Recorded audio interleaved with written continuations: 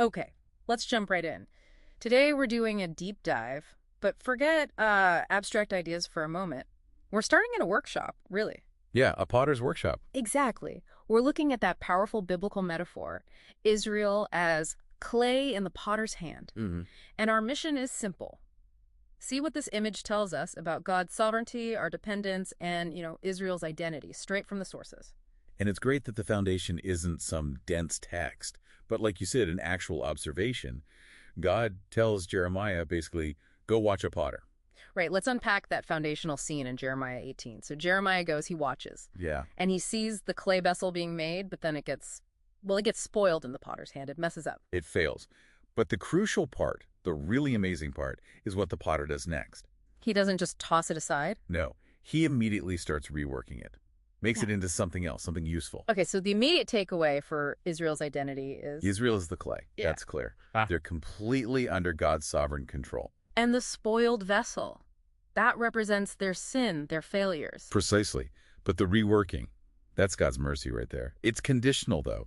The text says he'll pull back from disaster if they repent. It's not a done deal either way initially. Hold on, though. If the clay is spoiled, why bother reworking that specific lump? Why not just grab a fresh piece? Ah, that's a great question.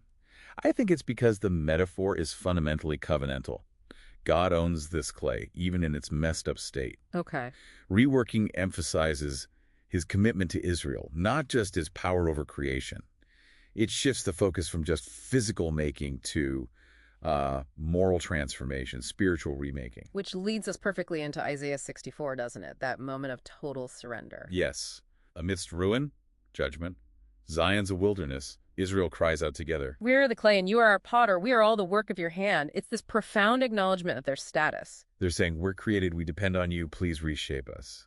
It's desperate. But does the clay get a say in the process? Can it complain? Well, Isaiah 45 and 29 address that head on, with a pretty stern warning, actually. Woe to him who strives with him who formed him. Exactly. The clay can't turn to the potter and say, hey, what are you doing? Or, you don't know what you're making. So questioning the potter's wisdom is basic. It's denying the relationship itself, denying you were even made by him. The power dynamic is absolute. Okay, this is where it gets really complex, I think, because this metaphor has to do some heavy lifting in the New Testament, right? Absolutely. Paul picks it up in Romans 5. And he's dealing with a huge theological issue. Yeah. Many in Israel rejecting Jesus and Gentiles coming into faith. How does the potter metaphor handle that? Paul uses it to defend God's justice in this situation. He argues the potter has the absolute right over the clay, the right to make, from the very same lump, mind you, one vessel for what he calls honorable use and another for dishonorable use. Whoa. Okay, that feels different from Jeremiah.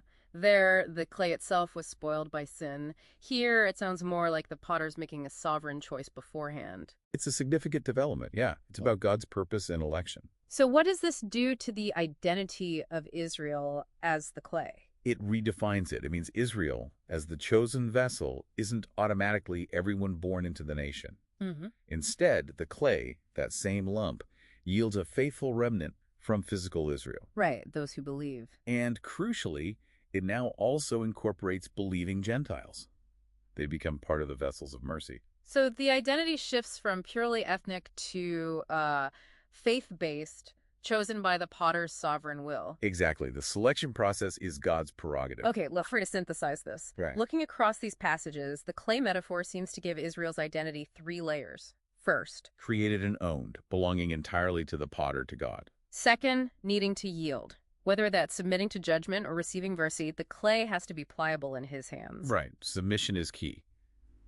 And third. Third, there's this tension between fragility, it can be spoiled, but also hope. Hope for restoration, for being remolded. Beautifully put. It covers the whole story, really, from creation to redemption. So what's the final takeaway for us, for the listener? Well, ultimately, the image is a call to surrender. Complete surrender. The sources consistently point toward this. And the promise attached? The promise is that the clay that yields, the faithful clay, will ultimately be shaped into something glorious, eternal, vessels of glory. So the final thought to leave you with is this. Reflecting on your own life, what part right now feels like resistant clay? What needs to finally yield to the potter's sovereign, loving, merciful hands so he can do that final glorious shaping?